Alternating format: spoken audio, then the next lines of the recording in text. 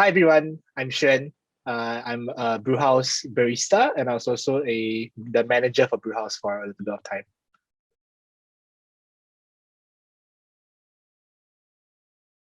Fred and I like really met and like got to know each other because we were on week 7 together. We got the Mongolia trip because we were just both into photography, right? And that was part of what the trip was about. And so I remember this very clearly is that we were at the Incheon airport, and this is like a long ass stopover. And we were at the playground. I remember that we were like on the slides or something like that. Then we started talking about coffee, and I don't know how it got to that, but then Fred and I, we have different ways of making cappuccinos, and she disagrees with mine, but I'm like, okay, whatever, that's cool with me. At some point, it got to like the kind of like she just dropped it on me, like, you can't argue with me. Like, I'm a barista, and I'm like, yeah, me too. And then we looked at each other, we're like, wait, and we're just like, hey, why don't we start something? I think when we finally, like when Brewhouse finally almost became possible, like people were starting to be like, yeah, sure, like we'll give you funding. Yeah, sure, like bring us concepts and like, like, yes, like if you train the baristas, I will, Rector Weiss, like if you train enough baristas, I will give you money to support this. Once those decisions started happening, like boom, like Cafe Agora opened, and we were like, well, like, what do we do now? And so I guess we just did it anyway because we realized they didn't actually deliver. Like for a moment, I remember we had a panic there, right? We were like, what if they're really good? And then like Brewhouse is useless. And then like 2 weeks later, we're like, nah, like we're fine. Work it out.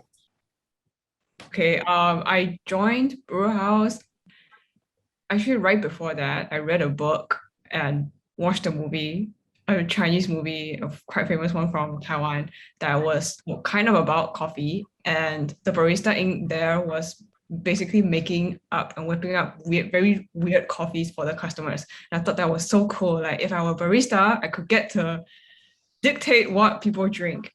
Yeah, I think I just want to like give back to the community and really experience and get to know more people.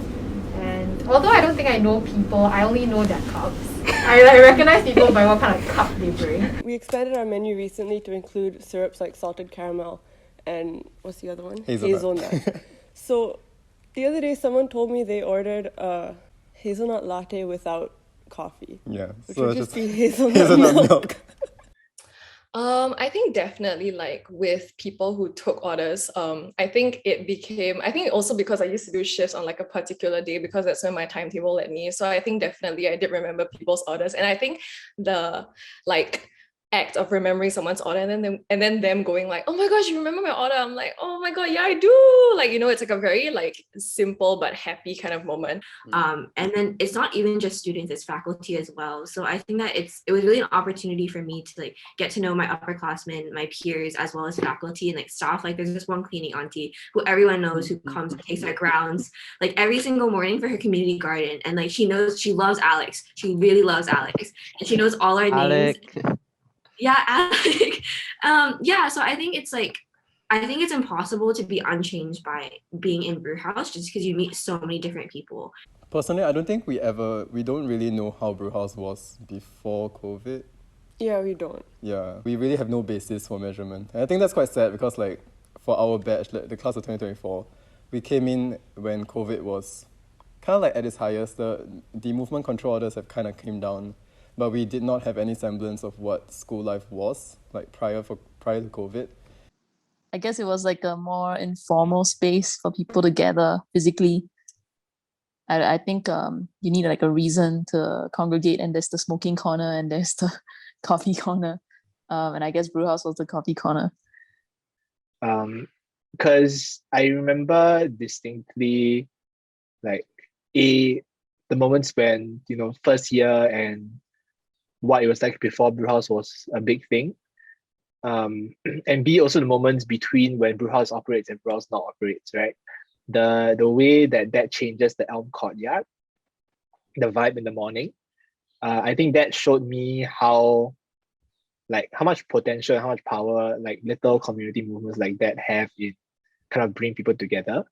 It's more like when during capstone season particularly, but just that time of the year when people would come in and start ordering their first cup. Then we're like, okay, we'll serve you your first cup. And then no, first cup, double shot, like double the quantity of usual coffee. And we're like, okay, fine, we would do it. And then like 10 minutes later, they come back and they ask for a second cup of coffee. And we're like, this is the last one, we're gonna cut you off. And then they come back again asking for more coffee. And we're like, no, we're refusing to serve you now. You are not allowed to drink this much coffee.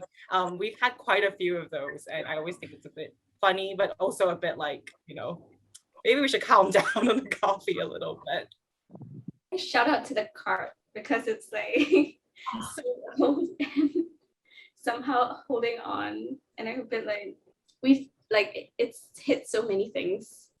It's just very funny. The drawer not like being loose. So we actually every time we push the cart out, we have to like keep slamming it back in.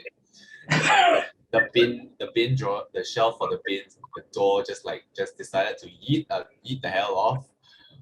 The water spout breaking, the espresso machine not having enough pressure. So over the course of 4 years, we started using 3 different espresso machines.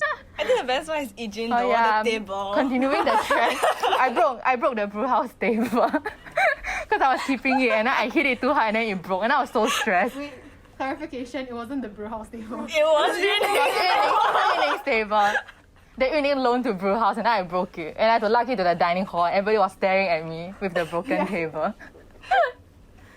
Now we know maybe it doesn't need to hold on for another 10 years, but it'll be I hope it'll stick around for the next few years. Well, I'm definitely somewhat of a coffee snob now, even though I don't drink much coffee.